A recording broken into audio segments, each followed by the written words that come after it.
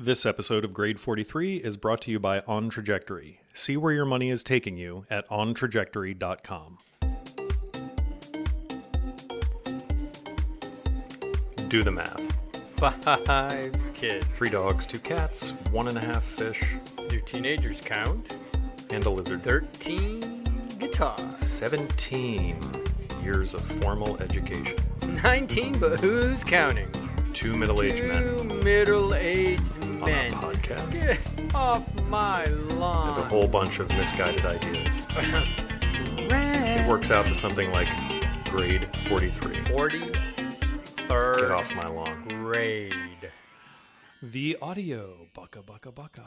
The audio. Shall we start with follow-up? Are we in this? Yeah, Are we got some doing follow-up. this? We're doing it. So We're in this. yeah, Okay. yeah, because I misspoke last time. You asked me about the tone bleed. We were talking about in the last episode right. about the King Tone, very fancy tone bleed device. Well, treble bleed, actually. I misspelled it also here. The treble bleed. So this is a contraption that basically you mod your guitar very lightly. It's probably the easiest mod you can do on a guitar. And when you turn down the volume, it keeps the signal from getting too dark. You continue to have your treble. And That's what still makes it sound like something. Like most guitars, yeah. you roll past 7, Yeah. and you might as well just be turning it off. Right. Right. Yep. And when you use this, it keeps it sounding pretty nice, pretty much the same, but quieter, which can make a big Right. difference if you want to like really work that edge of breakup thing where you get like a clean tone and then you roll it up to 10 and now it's like distorted. So it's kind of cool, right? Because it affects Right. how loud it goes into your Right. And amp. so I know you had one of these. I asked a question about this because you Yep. use this in your Hendrix tone, Yep. but you have like a clarification point. It's not like a laugh button that you hit, right? No, the clarification is that you don't. You asked if it was like a tone knob thing, but actually, it becomes part of the volume knob when you attach it. It's not a tone switch, except now I'll make it confusing. The King Tone one replaces the tone switch with this treble bleed that has multiple settings. So it has a whole bunch of settings that you toggle instead. It's a variable treble bleed. Yes, it's a Got it. configure. Okay. Yeah, a treble bleed. But that you can if I have a configure. treble bleed, I still have a volume. This just Yep. makes my volume work differently. Sometimes it replaces my tone knob, but it's this auxiliary control that's coming in there to. Yep, to and help if you bought it from StewMac for $10, it would just be something that you put on your volume potentiometer, and that's it. And when you turn down the volume, you still got good sound. So that's what it is. Awesome tool. I think it's Good point. Yeah, and good the whole and an interesting thing that I read or heard or watched or something about it is that I think it might have been in one of the Phil videos. He was talking about how PRS always puts a treble bleed on their volume controls. Or something to that effect. So this may be like a practice, and like this is a way to get that practice like built in. practice. Oh, what do you mean? Of putting the treble bleed in there. Oh, yeah. Yeah. So you had My something. my video's locked. Yeah, your video's locked. Maybe it'll come back. It's a good pose. Zikra. It's We might use it. Talk to the I'm hand. going to take a screenshot of our current situation. Hopefully, Bill Absolutely. Murray won't. His estate won't go after us. They won't go after me because my avatar on Discord is Bill Murray. By the way, it doesn't matter that much for the podcast, but we're using Discord instead of Zoom to see if we can potentially not have to worry about the 40-minute rule because we're just not ready to jump into a professional Zoom account, you know? I just don't think I'm ready to use a whiteboard with you yet. Yeah, That right. should be okay, right? Fun fact, I was on a call the other day and I wanted to have a whiteboard as well as my camera, so I set a second camera up and I called it whiteboard.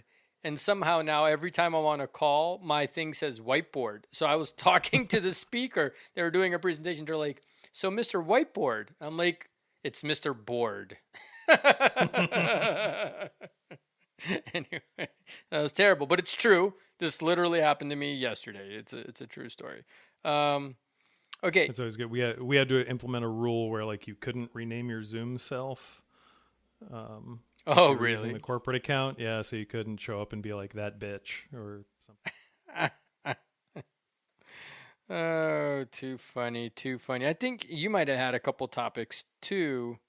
Yeah, Um, no, actually, one quite important one, and that makes sense for us to tackle since we're doing episode 8. So I'm going to jump around a little bit, yeah. if you don't mind. So we need to have an update on maybe more things, but probably some updates on creatures. So our tagline is 5 kids and 88 dogs, and like whatever it is, but it always had stuck on 1.5 fish, and actually, one of our listeners said, "Hey, I don't understand. Why is it 1.5 fish?" So I have that explanation, but then I also have bad news because Oh no. the half of a fish looks like it finally passed away. So anyway, so my daughters had these fish, and one of them got something horrible that wasn't like easily diagnosed or figured out, and it was just like, "Huh, that fish looks a little weird," and we expected it to go any minute, and it's puddle fish, right? So it's not like we're going to take it to the emergency room or anything like that. So we're Right. like, yeah, whatever. And like this fish hung on. So we're like, you know what? It's like we should only have 1 fish, but we have 1.5 fish. Well, anyway, that half fish was floating up near the top of their Oh thing. So we're gonna have to no. update the tagline, but also we need to update it for guitars. Oh, really? And well, I mean, as a result of your purchases, my purchases, and then also something which we'll talk about in a later episode, we might need to update the tagline. Ah, yes. Yes. Yes. Yes. Good point. Good point. Yes. And before we reveal that, in the meantime, our wives are going to be panicking. They're gonna be like, "Oh my God, what are they up to?" Right. Yeah, totally. Totally.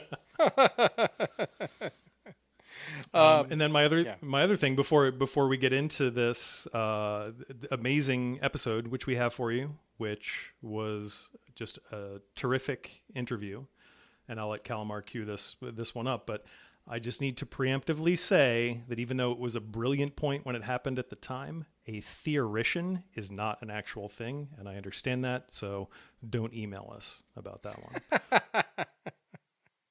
I was looking at our metrics for the podcast, and like every time we drop an episode, almost without fail, we have someone from Bulgaria that downloads and That's listens. awesome. So, Blagodaria, which I hope means thank you and not anything else, to whoever that is, and drop us Or a we've line. just started a blood feud. Yeah, and we, Yeah. hopefully we'll drop your name. We'll say hey, because it's kind of cool to have people from all over the world. Most of the other Yeah, folks are that is- friends of ours that are from other countries, but Mm-hmm. I don't know anyone in Bulgaria. I don't think so. It's kind of cool. Yeah. We And have like a- I just find it interesting when we look and there's somebody from like Kansas. I think like that's kind of interesting. oh, I didn't know it broke down the U.S. stat. I got to take a look at that. That's cool. Yeah, no, That's cool. we'll have to take a look at that. Nice, nice, nice. Yeah. So let's get into it, right? Let's talk about Josh. Talk to Josh. Josh is someone I met through the internet, which sounds super strange, but I met him through his newsletter. And Josh is amazing. He does a lot of stuff. He's such a productive human being. It's unbelievable. So 3 fun facts about Josh, and then we'll just jump right into the interview. So from his website, we have Josh is also known as the Human Jukebox. He writes the best damn guitar newsletter on the whole frickin' internet. He's also the music director for a national touring act called Under the Street Lamp. So without further ado, let's just jump right in.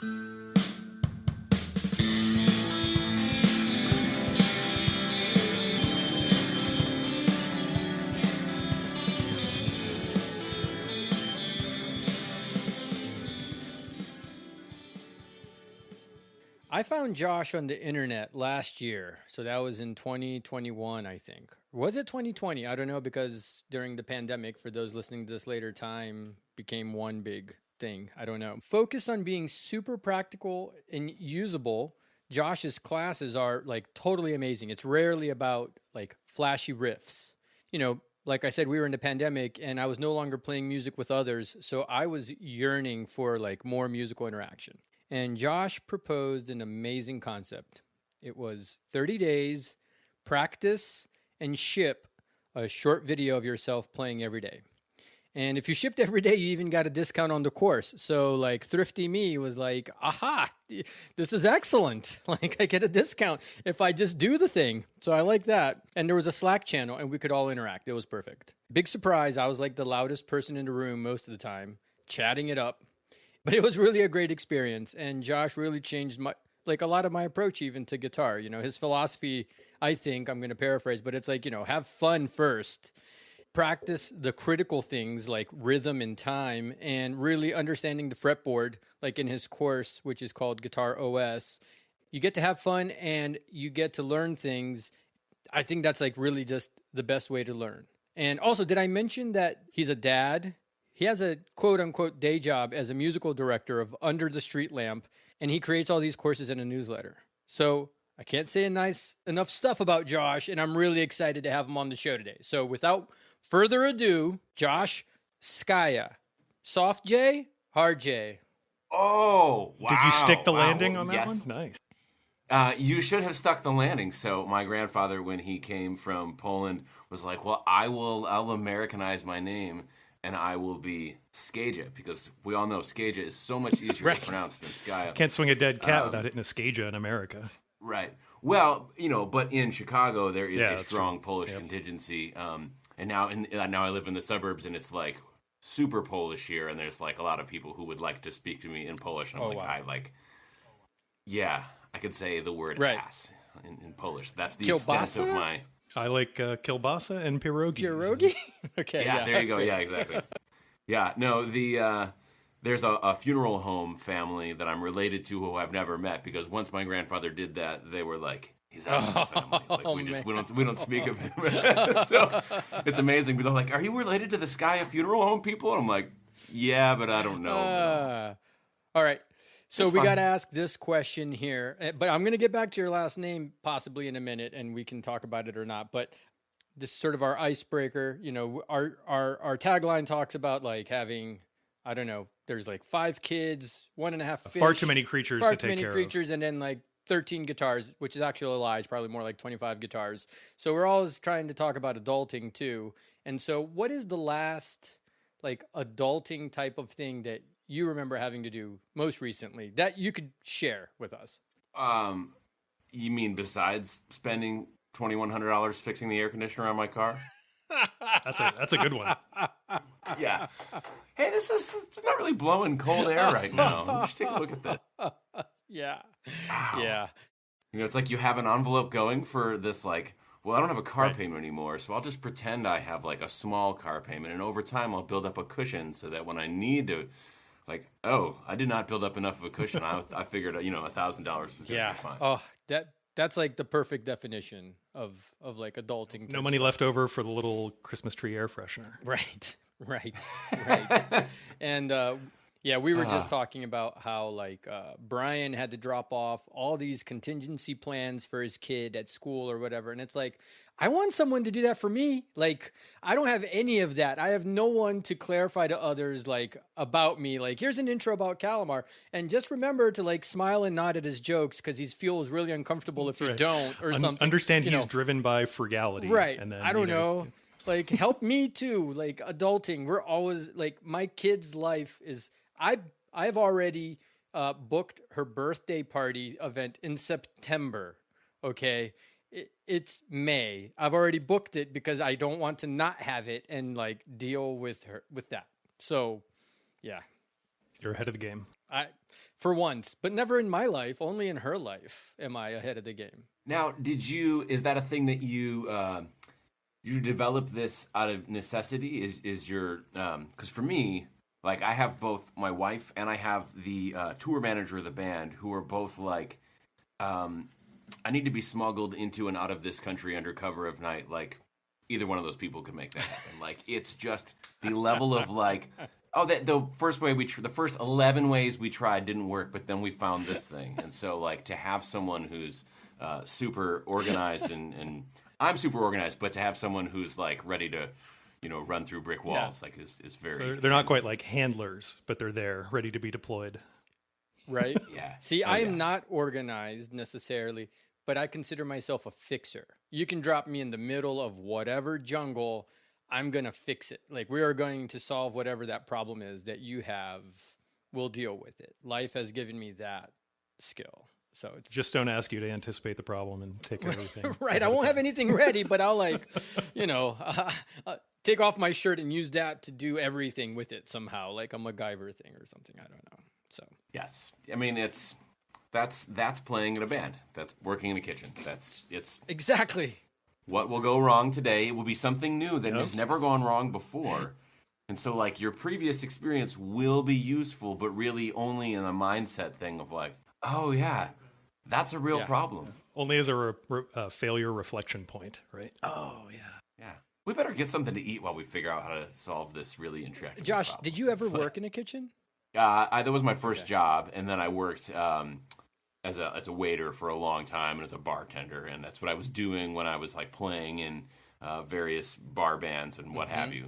So, and I feel like this all ties into what was going to be my first question for you. You know, you're a parent, you are always helping out family and stuff. We've talked about sometimes where those things are happening. You're like the musical director of this nationally touring show. You write an extremely thorough newsletter. I mean, that thing is, I don't think I've ever seen a newsletter as thorough as Josh's. You have a bunch of courses. How do you do this? It's helpful to understand that I have 0 meetings. Ooh. Like, I don't even have my calendar open anywhere. I mean, like, I'm at work right now. Interesting. And my wife is temporarily retired, so, like, I'll just wake up before the kids, and then I was like, well, she can, like, get up and make breakfast and, get the elder child onto the bus or whatever. And then I'm sitting here working on stuff during my like peak hour. Oh, that's awesome. And then you got the whole afternoon to do whatever else needs to be done. Cook dinner, go shopping, or clean out the garage or whatever. So not having a job is the short answer to your question. But I'm stoked that that you notice that the newsletter, like, there's a whole saying of like easy reading is damn hard writing.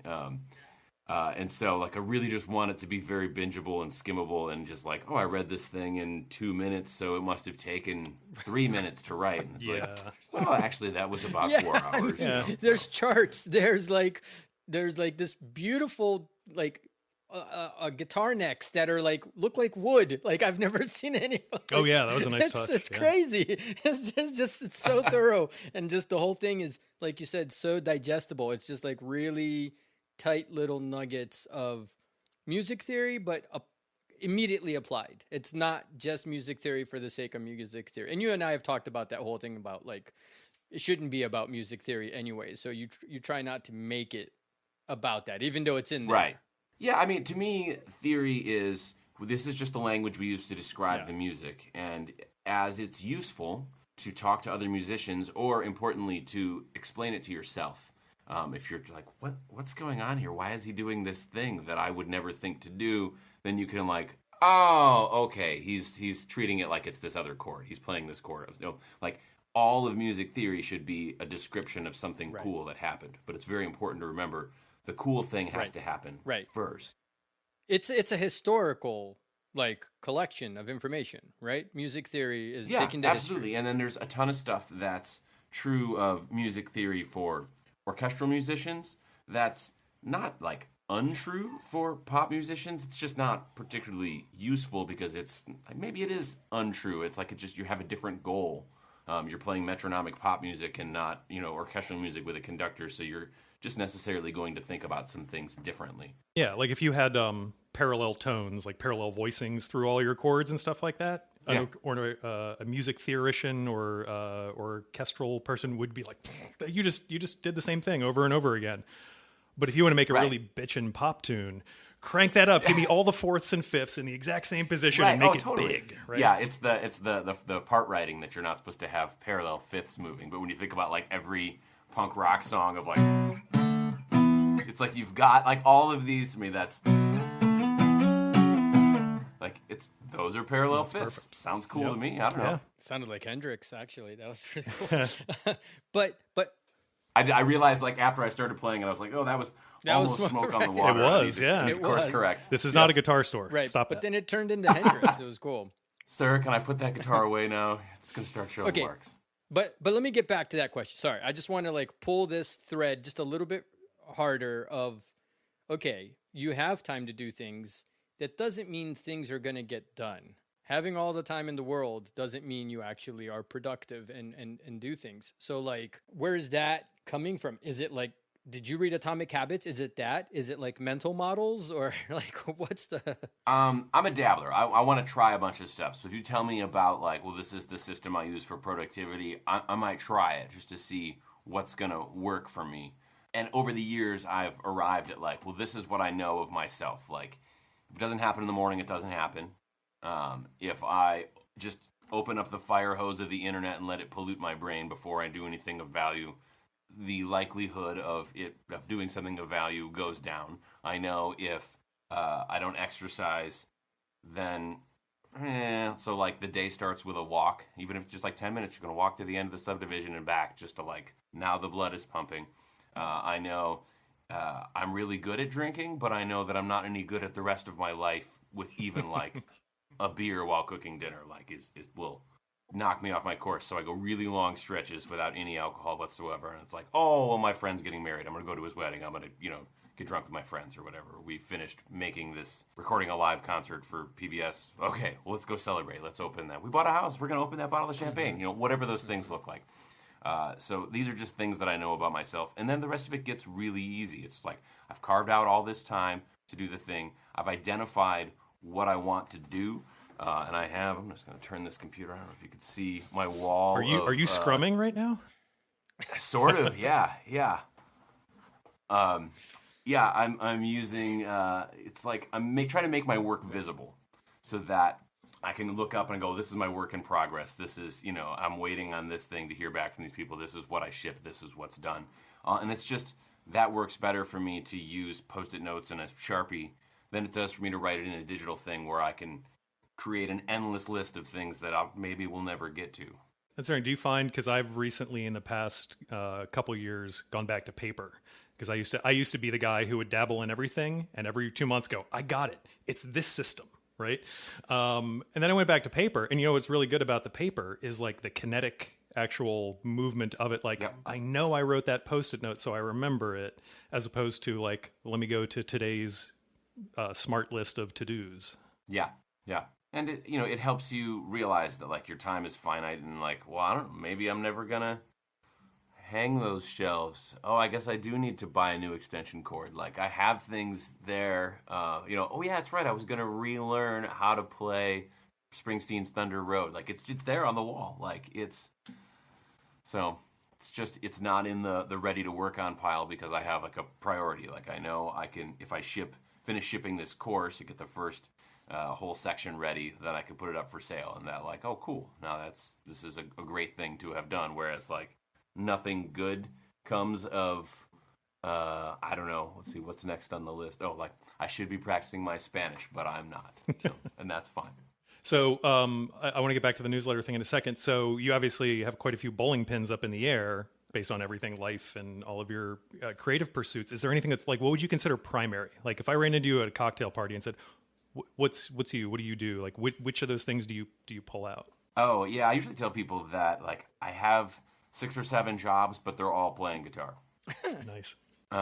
Because it looks like a bunch of different things. It's like Calamar said, I'm the music director of a touring band, which is like, okay, so I have to make sure we know what set we're going to play. I have to we run a click track in the ears. We don't run any of it to front of house, but there's like count-ins, whatever, in our ears, and I run that in Ableton. So I got to create the Ableton set. I got to send all the reference materials to all the people. So here's all these nested Dropbox folders, and I've named all the files so that it's like 01 is actually the first song, so that when you open it on your end, you don't have to like reorder them. And like, it's just little things like that. I'm basically a librarian as much as I am a guitar player on that, which is fine. And then, yeah, I play when I'm not doing that. I play solo shows at home because it's easy. Do I know that song? Sure, I've heard it before. Like, we'll try it. It's different than like if you have a bunch of people with you and you're like, well, only 3 of the 4 of us know it, and one of the 3 that doesn't know it is the singer. So aren't you the human do it jukebox? or whatever. You know all the songs. That part makes it really easy. And then, the courses business is totally driven by writing a newsletter. And that was just like everything else with productivity and trying a bunch of things and seeing what sticks. You just got to try a bunch of stuff. And then it's like, that's not it. No, that's not it. And they go, oh, and you end up stumbling into something that's good.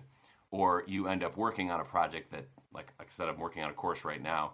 And I go back and I'm like, well, how did I write this for the first one? And I'm like, my work has gotten better because the project is sufficiently large that now I have to go back to the beginning and sort of like touch up what I did at the start of this long project in order to make it match the quality that I have now attained by stumbling my way forward into new stuff. So one of my questions is, how did you land at the sweet spot for the newsletter? I mean, because so many guitar instruction things on the internet, and I accidentally, in a moment of weakness, signed up for some competing stupid YouTube ad newsletter thing, which will teach me how to shred or whatever. But everything is unlock the secrets, unlock the mystery, do these 50 million Paganini runs before breakfast time. What I love about the newsletter, it's just it's practical and grounded. Like I can take it and I go, yeah, even if I just want to play the chords along with that, or play the chords and think about it, or that it's just very easy to grasp as opposed to like think about prime numbers and then look at the fretboard, right? The thing that I noticed, so 2 parts to that question. When I taught guitar lessons in a shop, most of the people who were teachers there were like sort of shred metal, prog rocky, incredible players, very talented. But you realize like, there's not as many gigs for a local like shred badass as there are for like an even mediocre singing acoustic guitar strumming person. Yep. It's just not. And so you end up having the sort of shred players overrepresented at the like teaching studio level. And when you look at people who are like, well, this is what I'm doing, now I want to take this to the internet and I want to talk about these things, it's really hard to tie that back to actual music. It's like, well, this is how we play quintuplets. It was like, why do I need to play quintuplets? Like, name me a song where I need this, and it's, for me, writing the newsletter, it's like, look, I like these songs and I feel they're underrepresented, and I feel like there's all sorts of really, really cool stuff that would go like, oh yeah, the chords are like this. Then you listen to the recording, you're like, actually, no, they're not. Like, he never plays that thing. She doesn't use those voicings. She uses these ones, or whatever that looks like. So to be real about it and to like pull the real stuff from there and to get interested in it, all it takes is that willingness to look deeper. And then suddenly things that, and this is not in no way limited to music or guitar, but like anything that you care about just a little bit more, to dig a little bit deeper, suddenly you're like, oh, wow, this thing is this thing because of this thing. And you just like start to dig in and it becomes fascinating. As for how did I arrive at the format of the newsletter, it used to be a collection of links on the first, Friday or whatever. And then the second Friday was like I would write an article. And then in January of 2021, I started doing this thing called Ship 30 for 30. It's what gave the inspiration for the Solo 30 thing. But it was writing a little essay he called Atomic Essays. It would fit on like the screenshot of your phone.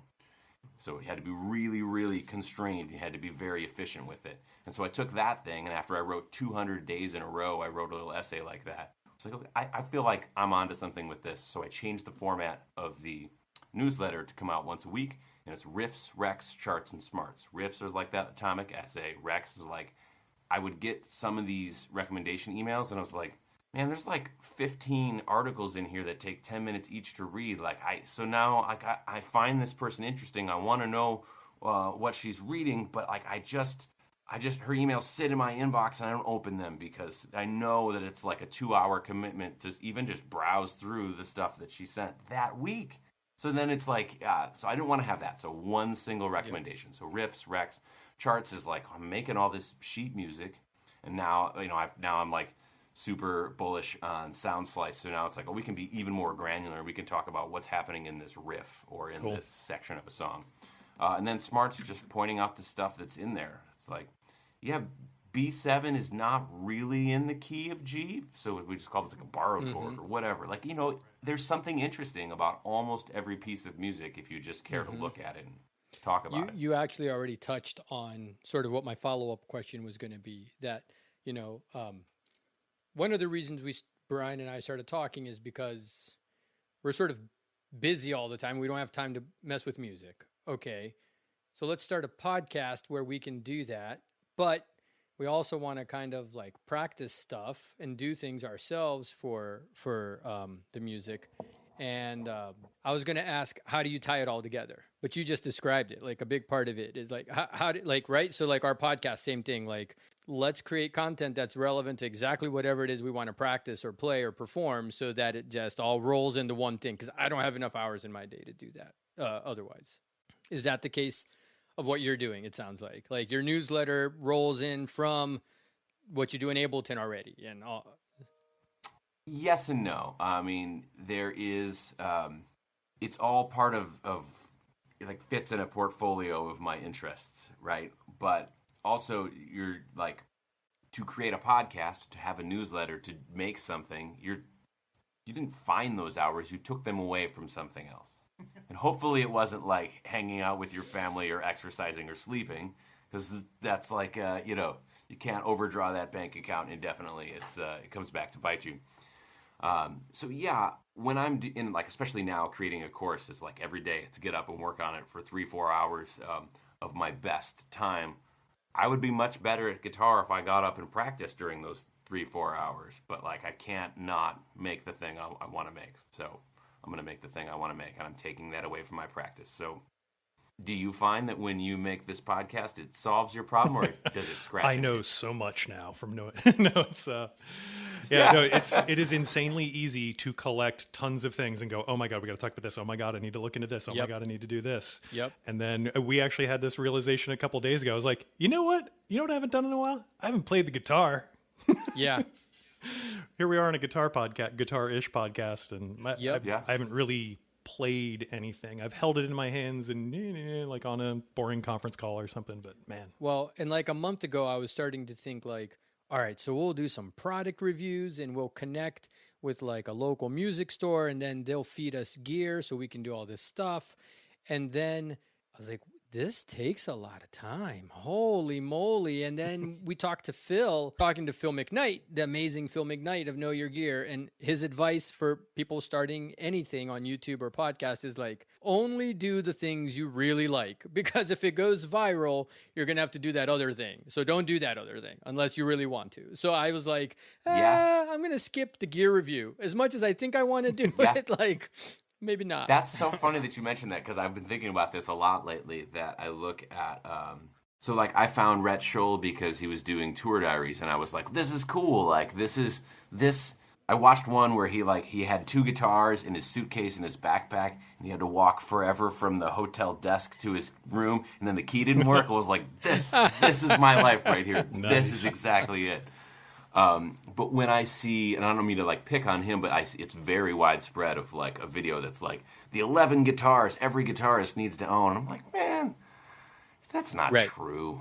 Like, you just, an electric, an acoustic, maybe some more if you like them, but like you don't need both a Tele and a Strat and also a Les Paul. Like you don't. So yeah, thinking about that, this guitar I'm holding in my lap, there were questions about it that were not answered on the internet, and I was like, I think I have to make a video about the case and the electronics and what it sounds like compared to a full-size guitar. And I'm going to have to put a disclaimer up top of like, I don't do gear reviews. I do not want to be a gear reviewer. I do not want to start YouTube videos with like, this is a sponsored post. Right. Yeah. Seems like that works out well for people. It would make me super. Yeah. And like Phil also said, you have to constantly be pivoting anyway. It's super annoying, like changing your little avatar every now and then changing things. Like Twitter now is all yay or nay. I've noticed it's like, stop this yay or nay nonsense. Like, can we?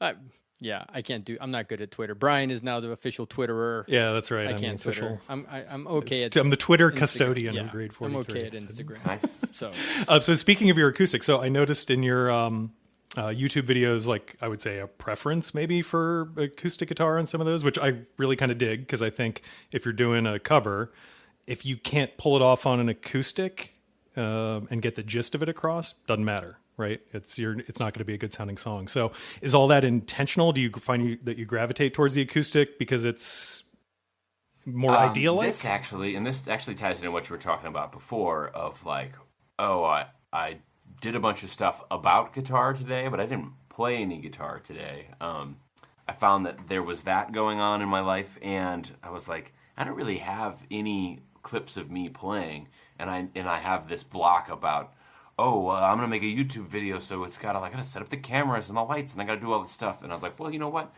I know several hundred songs off the top of my head. I'll just record one every day. And I was putting it on my Facebook just because it was easy. Sure. And the YouTube algorithm is like, yeah, that's a copyright strike. Yeah, that's also a copyright strike. Yes, that's also a copyright strike. I'm like, I don't care. I don't want the money from it. I was just going to put something up there. So, no, those things are very much like, what's a song I haven't recorded yet today? I'll just play that one. And I did it for, 60 or 70 days. And then the other day I was like, I don't feel like doing this today. And now I haven't done one in a couple days. But it was just to sort of get in that habit of creating something. And it goes right to that ship 30 for 30 essay writing thing, the solo 30 thing that I did with Calamar, of every day we're going to record ourselves playing a solo over, some set of changes and post it. And we're going to the act of recording raises your standards. Where you're like, oh, that's fine. But then you record yourself and you look at it and you're like, that's so not fine that I started playing before the recording head got to the part and now the whole first note's missing. There's just that element of it. And so I find that making something and shipping something is a really good way to sort of trick my brain into showing up. And then, of course, you get a streak going.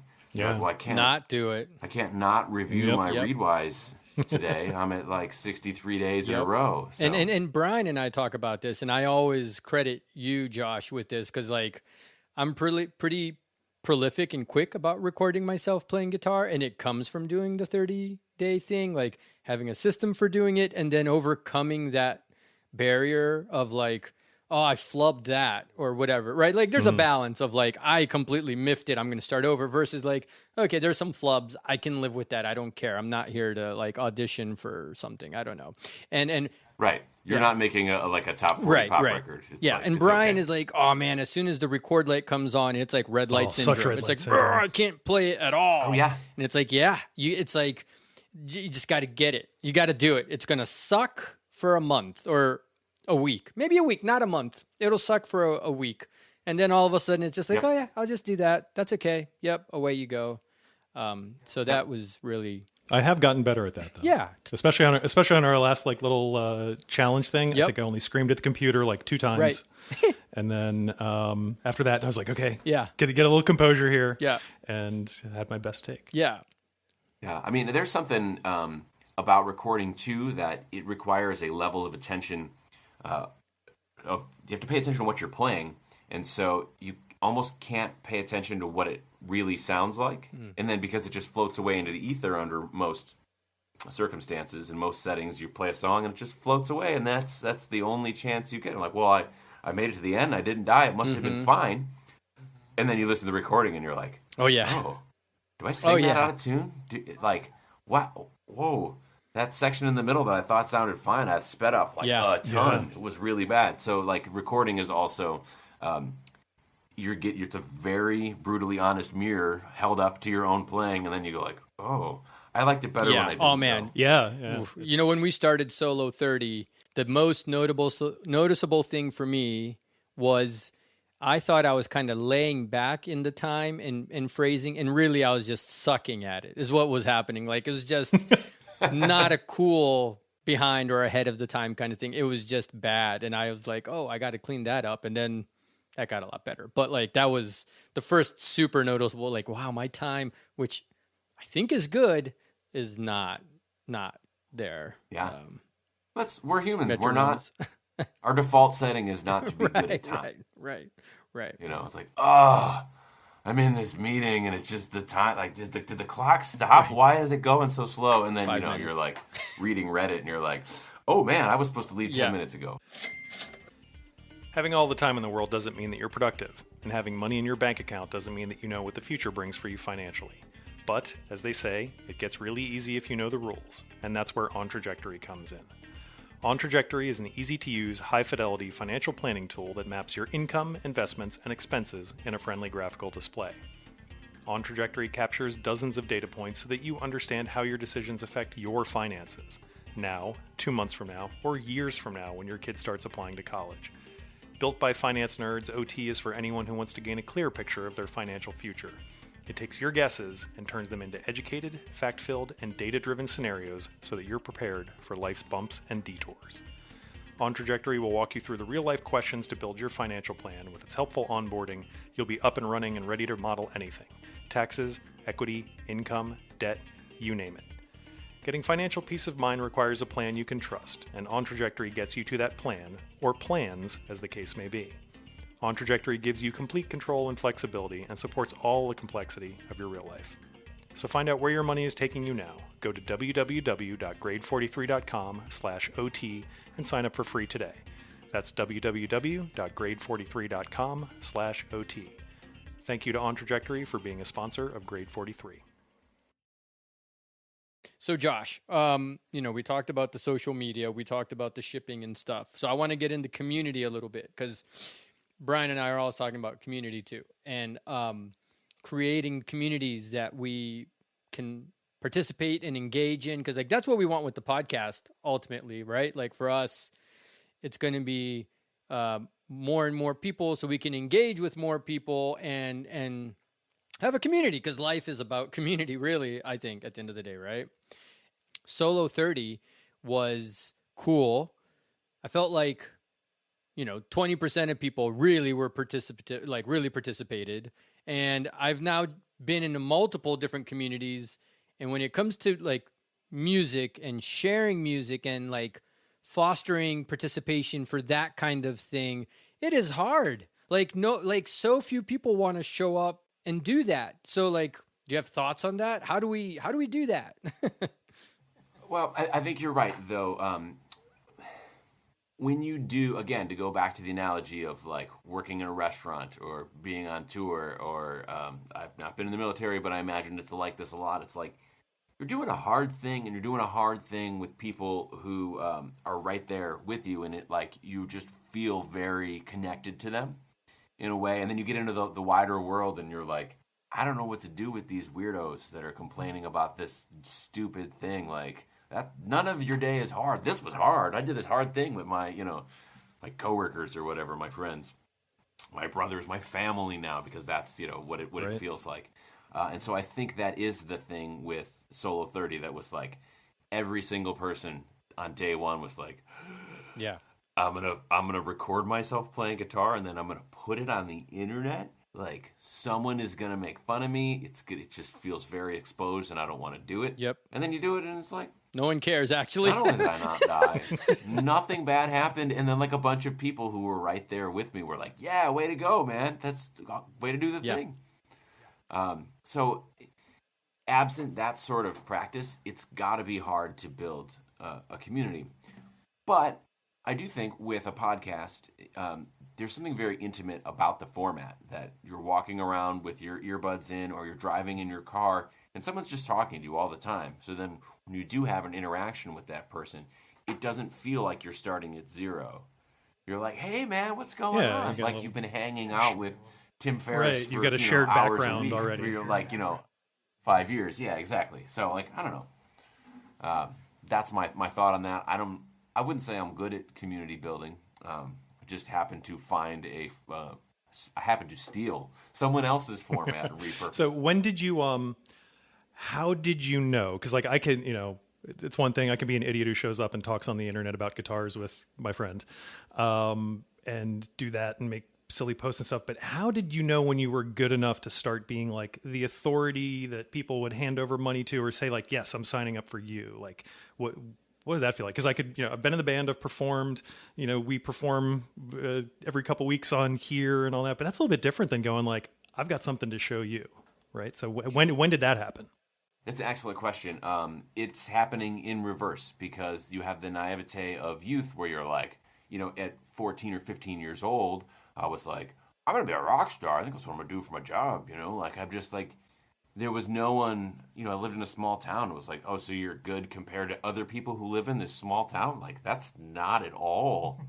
Like, you might as well move to LA and try to be a model. Like, you're not ugly. This should be great. Like, that's not the standard we are being held to. And then I started the writing on the blog in, like, I don't know, 2012 maybe, 2013. And I was just like imitating James Clear and just trying to write and like find, like, I have a voice. I know I can talk in a way that is not pretentious, but also I don't know what I'm talking about. I'm just looking for something to write about. And as I've gone through and as I've been sort of dragged along into this professional world and realized all the things I didn't know and had to learn, that I feel gives me a certain sort of credibility that is sometimes missing of really great guitar players. They're like, well, this is how you do great guitar. And it was like, but were you ever crappy at guitar? Because that would be more compelling to me if you were crappy and then you stopped being crappy because you found something that worked for you. And so all the time when I'm sharing this stuff, that's the only way I want to share. That's hard-won experience, right? Like the That is a whole really the whole C interesting students make better teachers kind of idea. Oh, I've never heard this phrase, but that makes perfect sense to me. C students make better teachers. Yes, exactly. Because I don't have a lot going for me in terms of music, aside from stubbornness, and I want to do this because I like it and it's fun. And so I just keep showing up, and any normal, sane person would have been like, screw this, I'm going to, go to school and become a dentist or something else. And then I'll get money for my job and I'll spend it on guitars and that'll be fine. I was like, well, no, I'm going to make this my job, Nice. Even though I had no business doing that. And now at this point, coming up on, God, I don't know, 29 years of playing in a month, I should be way better. I should be way better at guitar than I am. But now I found a bunch of things, and now it seems important to me to say, like, I see you, you're doing a thing, it's awesome, and I want you to continue enjoying the thing, and I don't want to give you grief about this or make you feel like you should not enjoy it. That being said, I noticed you're doing this thing that I was doing that I just got stuck in for years at a time. Can I show you this thing that will help you get unstuck? That's cool. Yeah, because it seems like, especially with the way the world is now, getting the content, getting the knowledge of like whatever to do, that's probably less important than what do you do with it once you are within reach of it, or you find it, or how do you work towards gaining it. So yeah, that's cool. Yeah. And there's still a lot of charlatanism around guitar playing.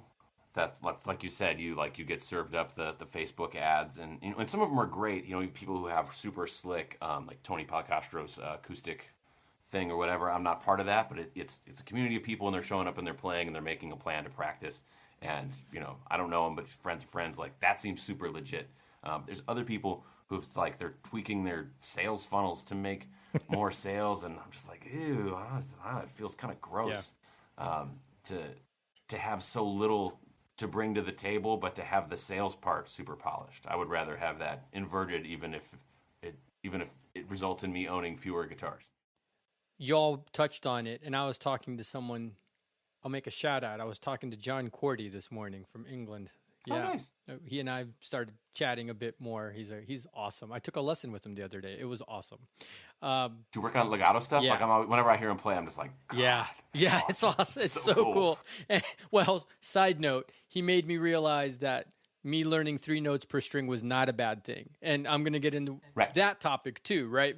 Which is in today's age with social media, the other problem is seeing everyone else that's awesome and putting out, not necessarily they're awesome, people putting out content that looks awesome. And this is in every facet of life, right? It's like that whole problem of like, oh, my neighbor's life is so much better than mine. Look at them, right? That whole thing. FOMO. And now we have that everywhere. It's guitar.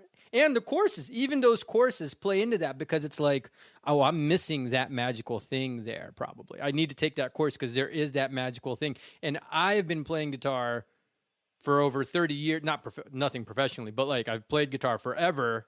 You've played gigs? That's Yeah, professional? right. But like, I still have imposter syndrome. Like, what the hell? Like, why am I reevaluating how I hold the pick at this point? Like, I think there's a healthy side to that, but at the same time, there's like imposter syndrome. So like, I'm missing a thing. Oh my God, I can't do the thing. And pentatonic scales. Okay, I was told pentatonic scales suck, so I'm not going to play that anymore. Oh wait, I just heard Chitlin's Concarne, and the guy like played the most amazing solo, and it was all purely pentatonic. Whatever, right? Like Exactly. it's just not a thing, and so it's to me again. You have to start with the joy. Yeah. Like find the thing that makes you want to continue doing the thing. Yep. And find a way that makes it super accessible. Like I love my HX Stump.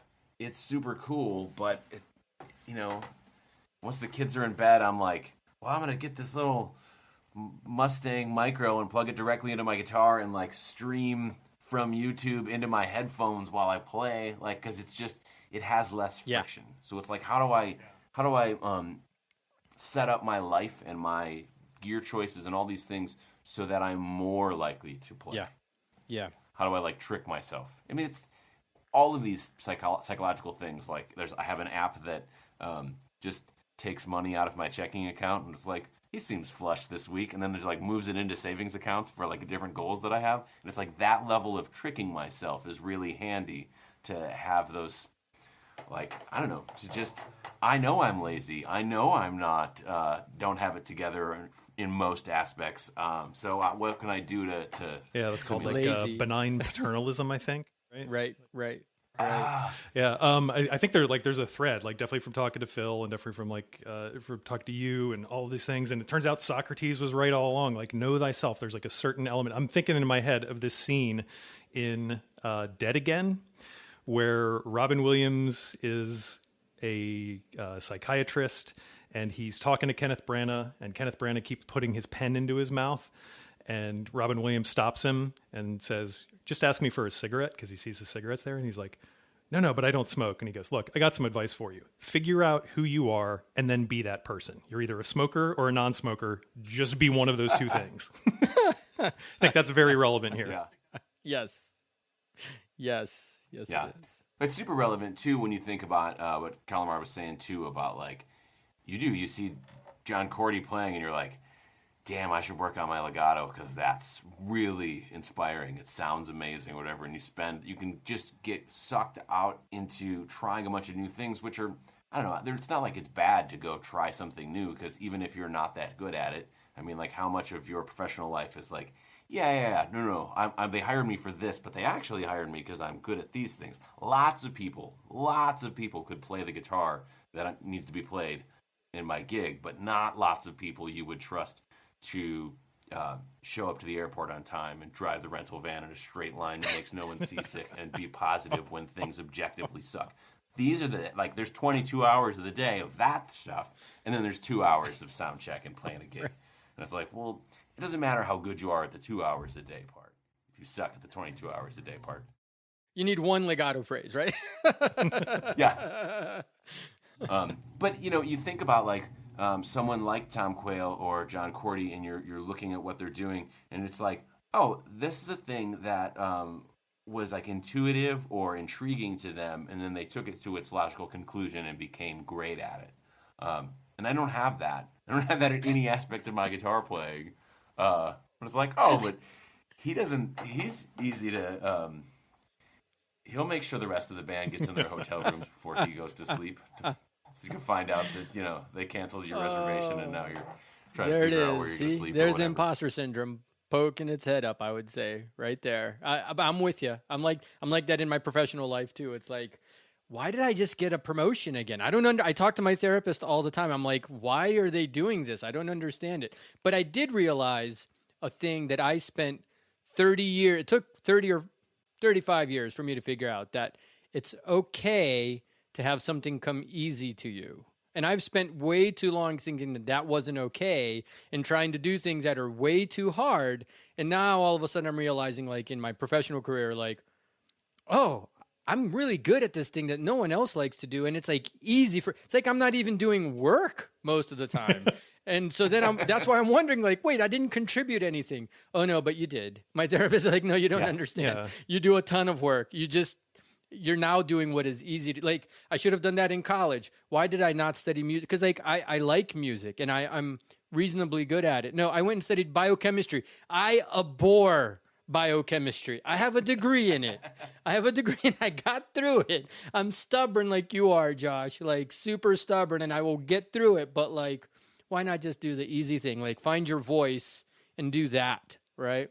You know, when you talk about writing the newsletter too, it's important to me that it's like, if I read this out loud, it would just sound like me talking, because I don't want to I don't want to imitate someone else. I don't want to like put it like, well, if you did this, you would, you know, that you could build a sales funnel that captures more people and then like, you know, raises your average cart order. I'm like, I'm not opposed to that. I'm opposed to like inventing something that's objectively not valuable and going, well, yes, and this is only $29 if you put it on your order bump right now. Well, Josh, we've talked for about an hour, and I think we could probably talk for another hour. But before we hang up or anything you want to share, like that's going on that people should check out, or you know, we'll have some links in the podcast. Yeah, definitely check out most of what I do is the newsletter. You'll have a link for it or whatever. Sign up, see if you like it. If you don't, just unsubscribe. It's fine. It's not for everyone, but I think it's for the people who it's for. It's the only thing that's doing that thing. And you can hear about anything else that I'm doing. Yeah, the band is Under the Street Lamp, but it's kind of a boy band for 60-year-old women, so like it's okay if that's not for you also. So I think the images like, of what goes on at the hotel afterwards running through my head. Is it? I can't. Oh, it's awesome for like, because you know we're all married with children and our wives are like, you want to? Yeah, go ahead. We don't care. Like, oh my gosh, this is like the least threatening sort of rock star. You lure them back to the room with little pieces of peppermint candy. You're gonna get Josh fired. We gotta watch. Sorry. Don't worry. We won't air any of this. Yes, we will. That's too good. It's fine. That's too good. But you're not only in Chicago, right? You all are performing, and there's a schedule, and you're traveling. Yeah, we rarely perform in Chicago with it. Like we played both Chicago and Milwaukee a month or so ago, so we won't be back in this area for 18 months. So it's the only area that we play repeatedly is like Florida because it's retirees. So I'm trying not to blast the mic with like insane cackling, laughing because this is too good. All right, it's fine. Amazing. But yeah, the newsletter is where it's at, yeah. and then the new course? I'm working on a new course right now called Making Theory Practical. Nice. It's just let's talk about, especially we have this weird thing going on in guitar education, but also like just the way we teach like proper air quotes proper music school. Music theory is all like, well, we start with chords and harmony, and then it's like no one wants to talk about rhythm at all. Like, honestly, you could play the wrong note, but just play at the right time. And, like, that covers, I don't know, 80% of sins. It's like, did it feel good? Yeah. Because if it didn't feel good, then it wasn't right, even if it was, like, the air quotes correct note. So, I don't know, the whole first section is all about rhythms and sort of upping your rhythmic IQs so that you speak that language. Not because you necessarily want to read music or need to write down your ideas in notation, but because it's super helpful to turn to your bandmate and go, it's got hits on the 1 and the and of 2. Great. And away we go. Love it. It's like, that means something, and it's practical. Yeah. That's amazing. Cool, man. Cool. Excellent. Well, it's been awesome talking to you, man. Appreciate you making the time. Yeah, anytime. Yep. Take care. Thanks, y'all.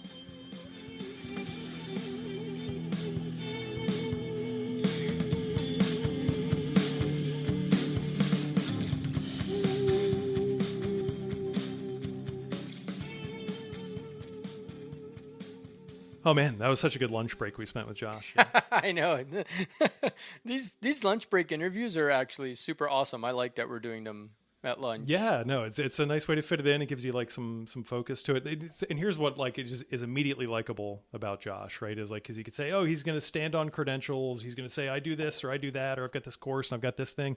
And when you boils down to it and you ask him a question like, well, how do you know that you're ready to do this kind of thing Yeah. and be like a source for people? He's like, because I've made enough mistakes. Yeah. And I know enough to say that I'm not like some perfect human out here. So I've actually got valuable information to share with you. So I Yeah. thought that was pretty cool. And then today, as of this, recording, he dropped like another amazing newsletter, which is just, it's all the layers of the onion that you wish to actually consume. Right. About music and guitar. And where do people find that, Kalmar?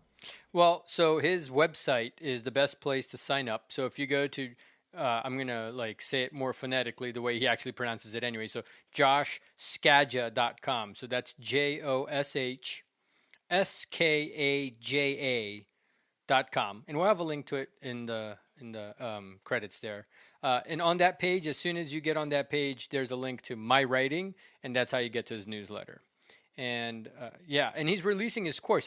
So you said you read the newsletter. I also just love and appreciate how he presents it. He's like, look, I don't use sales funnels. I don't use any kind of tricks or techniques to sell what I sell. I'm going to bother you 4 times a year about this. That's so right. just a heads be up. Front about, right? Here's what this entails, and you can Yeah. walk away now. Yep. Yeah. Yep. Otherwise, it's just the newsletter. And his newsletter it really is amazing. It's like worth something people would probably pay for, and it's just free.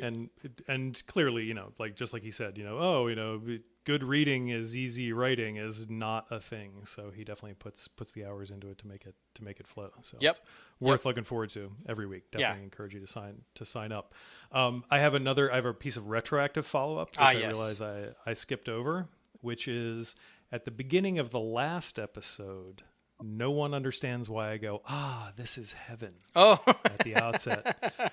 But it's because we recorded with Josh the same day that we recorded the last episode. And that was when I was changing around office chairs. And you guys can probably hear my creaky old bar stool in here in my office. And for our actual podcast part, I can't really say this proudly, but I stole my wife's chair, so it didn't make any noise. And that's why I said, this was heaven. And Kalmar and Josh knew that because I was on video. I was agonizing. Oh yeah, I was on video and I was agonizing over like, should I have taken her chair? I don't know. That's too funny. But we're not going to stay on much longer because we do have homework to do for our next episode, right? Just a reminder. Oh my God, yes. I am just shooting Cornell Dupree out my fingertips like the Emperor in Star Wars. I am like, no, I'm way behind. I think you're probably way better off than I am. I recommend getting busy on that homework. So Kirk Fletcher's course is what we're looking at. It was funny because it said muting, and I was like, muting, whatever. But this groove that he came up with, inspired by Cornell Dupree. If you haven't heard Cornell Dupree's music, we'll have a link here also for one of his albums. It's amazing.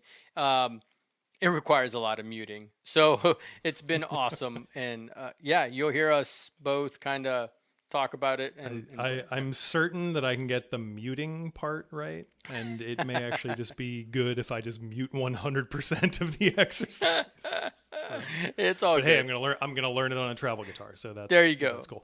And then the other thing is this kind of weird wild card episode that we thought we would do, where we're just gonna talk. We've talked about some gear on this show. We've talked about color pedals and interfaces and things of that nature. And we're just gonna take a different approach to talking about gear as opposed to the drooling middle-aged guac having dad just going, oh yeah, I need that new tone pedal to give me tone. I need tone that says edge of breakup tone. So we're going to do something a little different. Oh, that was too funny. That was excellent. Oh. All right. And outstanding. And I guess that concludes that. This concludes concludes episode 8. And only God knows if we'll be back. That's right. And stay off my lawn. That's right. Get off my lawn.